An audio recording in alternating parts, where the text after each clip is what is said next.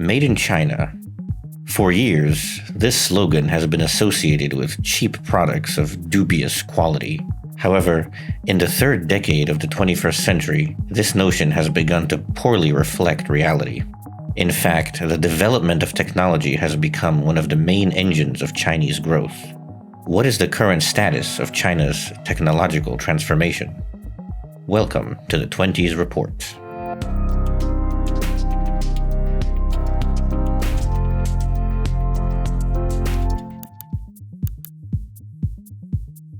The end of the word's assembly line. Since the initiation of reforms by Deng Xiaoping at the turn of the 1970s and 1980s, China has entered a path of dynamic development driven by investment, industrial development, and productivity growth.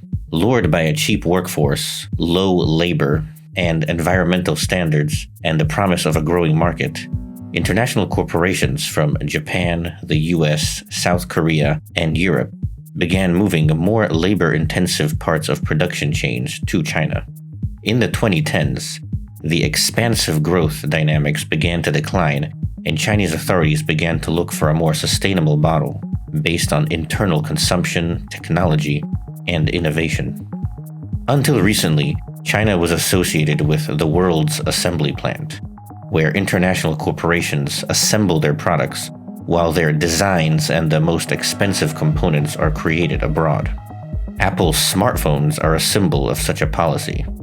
Based on IHS Markit's estimated factory costs, just $8.46, or 3.6% of the total value, was generated in China. For years, the goal of the authorities in Beijing has been to advance in global value chains, changing from the role of the world's assembly plant to a center of design and production of goods with the highest added value.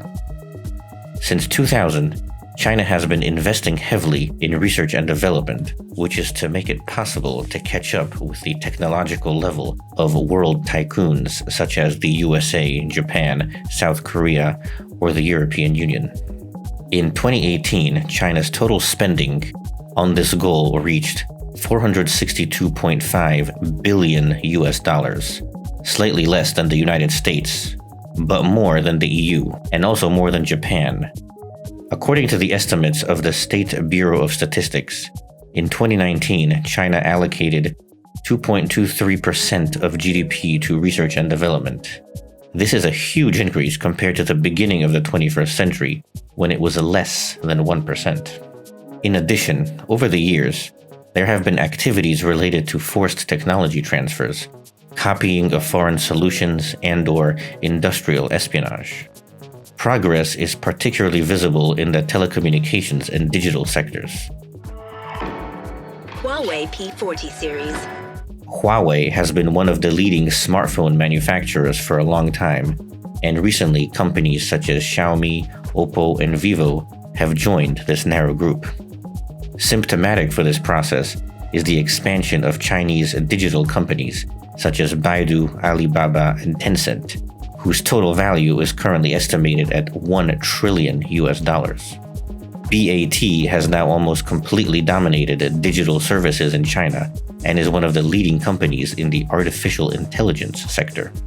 In the ranking of the World Intellectual Property Organization and Cornell University, China has improved its assessment of the ICT sector from 36.1 in 2014 up to 74.5 in 2019. For comparison, in the same period, the US index increased from 83 to 89 on a 100-point scale. Thus, China improved its result by more than 100% over the 5 years and significantly shortened the distance between it and the USA. Technological autonomy. The 14th Five-Year Development Plan, announced in October 2020, made technological autonomy one of the pillars of China's development strategy. This is expected not only to double GDP by 2035, while overtaking the US at around 2028, but also to let China become independent from critical components for its technological industries. In 2015, the authorities published the semi-official Made in China 2025 strategy with the goal of achieving an advantage in strategic production sectors and increasing the share of domestically produced components to 40% in 2020 and up to 70% in 2025.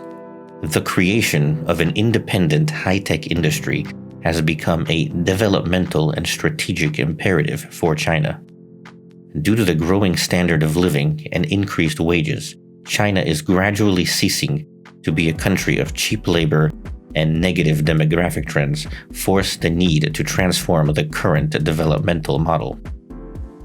Since 2009, the average wage in Chinese industry has increased from 26,600 yuan all the way up to 72,000 yuan in 2018, which is around 11,000 US dollars. The realities of working for the proverbial bowl of rice are becoming increasingly rare.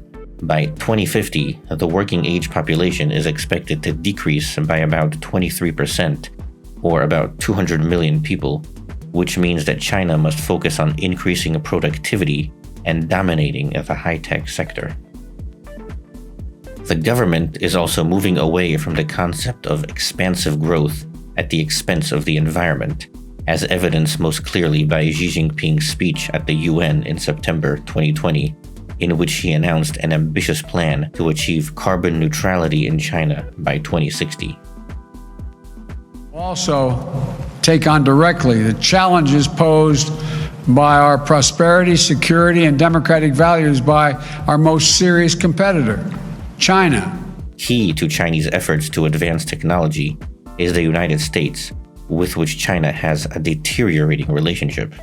The authorities in Washington have identified Beijing as the main strategic rival that is capable of undermining US hegemony in the Indo-Pacific region and in the world. China is increasingly challenging American companies in areas such as telecommunications technologies, artificial intelligence, 5G, renewable energy, high-speed rail, and the space program.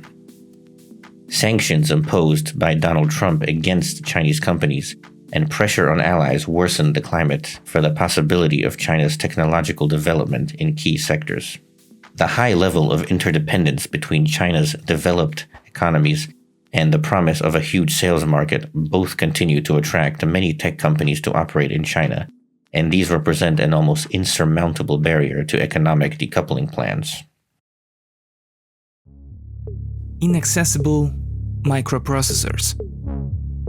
In 2020, China purchased overseas microprocessors with a total value of more than 350 billion US dollars, which reflects the transformation of the Chinese economy and the progressive digitization of economies around the world. Last year's result is higher than the value of China's imports from the European Union or the cost of all oil imports. Semiconductors are the basis for the functioning of many branches of advanced industry, and in particular the electronics sector. China remains dependent on imports of advanced microprocessors from Taiwan, Japan, South Korea, and the US. According to calculations by the Semiconductor Industry Association, producers from China are responsible for only 5% of the global and 16% of the domestic market. Moreover, these are mostly systems with a lower level of technological advancement. Microprocessors manufactured in the gold standard 7/5 nanometers are still beyond the reach of Chinese industry, while the competition is moving towards the production of a new generation of integrated circuits in the 3 nanometer standard. The individual stages of the production and use of semiconductors are therefore dependent on cooperation with foreign partners and thus exposed to interference. For China, getting a better position in the sector is not only a question of economic advancement, but also of being more resilient to US pressure. For years, the CCP, Chinese Communist Party, has directed huge resources to the development of the microprocessor sector in the form of subsidies, tax breaks, and loans, though the results are far from the ambitious goals that were set by Beijing. the AI future. Artificial intelligence has been identified by Chinese authorities as one of the key technologies of the 21st century, in which China has a real chance to become a real leader. The largest internet user base, easy access to large amounts of data, digitization of everyday e-commerce services, and generous government support are seen as key strengths of enterprises and of the Chinese state in competing with the US. AI, like 5G, is a classic general-purpose technology that can be used in virtually all sectors of the economy and in command and organizational structures of the armed forces. In 2017, Chinese authorities unveiled a three-step strategy to build the world's leading AI sector by 2050. It predicts that by 2020, AI will become an important engine of economic growth. The value of industry will increase to 150 billion yuan, which is around 23 billion US dollars, and related industries will reach 150 billion US dollars. The document foresees that several Chinese companies will take the lead in some very specific technological fields, such as intelligence datasets.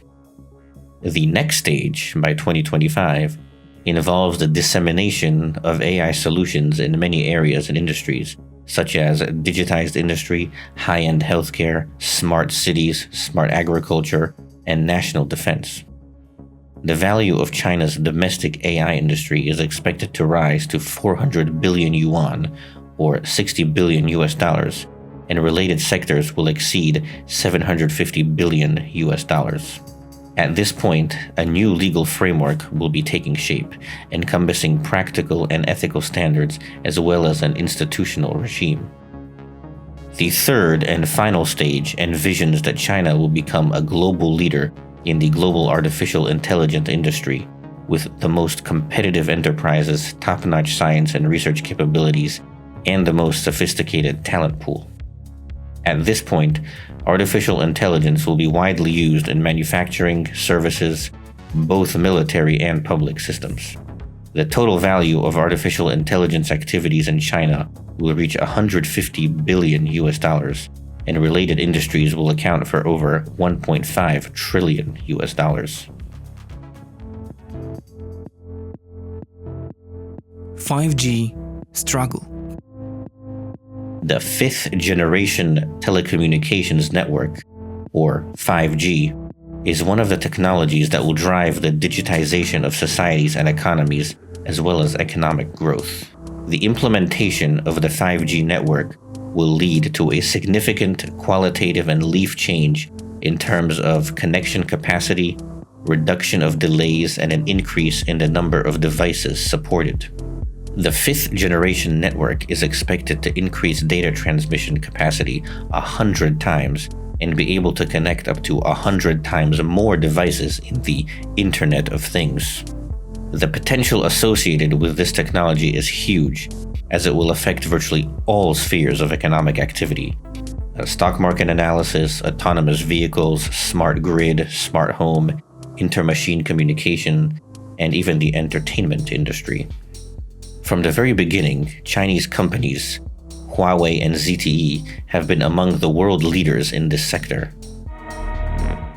It is estimated that Huawei has the largest number of patents in the field of 5G technology, over 13,000, ahead of Qualcomm and Samsung. The available estimates also indicate that the company has the most patents granted under the so-called patent families, at 3,000. The Chinese telecommunications giant is also making a major contribution to standard setting. The company's strength from Shenzhen is also its end-to-end offering, that is, the ability to provide everything from infrastructure all the way to end devices. I want to thank you all for being here to discuss a critical issue for our country's future: winning the race to be the world's leading provider of 5G cellular communications networks. It's all about 5G now. Along with the intensification of competition with China, the Trump administration has taken steps to persuade European governments to exclude Huawei and ZTE from the process of implementing 5G technology in Europe on charges of espionage for the Chinese Communist Party. As a result of the campaign, a number of declarations on the new technology were signed, mainly with the countries of Central and Eastern Europe, and joint declarations regarding the Clean Network Initiative were adopted. The actual exclusion took place in Great Britain, Sweden, and France. The company's future in other countries is also at stake. On May 15, 2019, the U.S. Department of Commerce, based on a motion by Donald Trump, banned the sale of goods and services to Huawei and its related companies to the Entity List. At the same time, the American authorities left the door open by introducing a 90-day temporary general license allowing for the maintenance of economic contacts. The Department of Commerce has allowed the license to be renewed multiple times since the sanctions were introduced, but the last one expired on August 13, 2020. In May and August of 2020, the penalties against Huawei were tightened by preventing the sale of products not only to American companies, but also to all companies using American software and hardware. The Trump administration's decision turned out to be extremely serious for the Chinese telecommunications giant, and in the long term, it has a chance to effectively limit its foreign expansion. At the same time, however, it can count on the Chinese market as the authorities in Beijing are striving to introduce 5G technology as quickly as possible throughout the country. By the end of November 2020, 700,000 5G base stations were installed in China, which allowed the connection of over 180 million end devices in a new technological standard. The COVID-19 pandemic not only did not slow down the process of modernizing the telecommunications infrastructure, but the achieved result exceeded expectations from the beginning of the year by a number of over 200,000 stations. However, this is only the initial phase of the 5-year long march to dominance in the telecommunications sector. In 2021, the construction of an additional 1 million base stations is planned, and by 2025, their number is expected to reach almost 5 million. The Chinese technology industry is not without its problems, but the distance that China has caught up with the West can undoubtedly be called a great leap forward. The Chinese, using a range of tools in the form of technological espionage, staff educated in the West, but also their own innovation and determination, scrupulously implement the vision of Deng Xiaoping from 40 years ago. And most of that time, they could do so without being disturbed by the US and even with Washington's blessing. Now, the situation is completely different. That was the 20th report.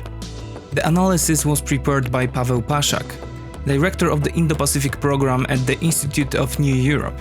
Special thanks as always go to the Patreons. If you want to become one of them, please visit the channel's profile on Patreon. Remember to subscribe, comment and like to sustain the algorithms. Thank you for your attention and see you in the next episode.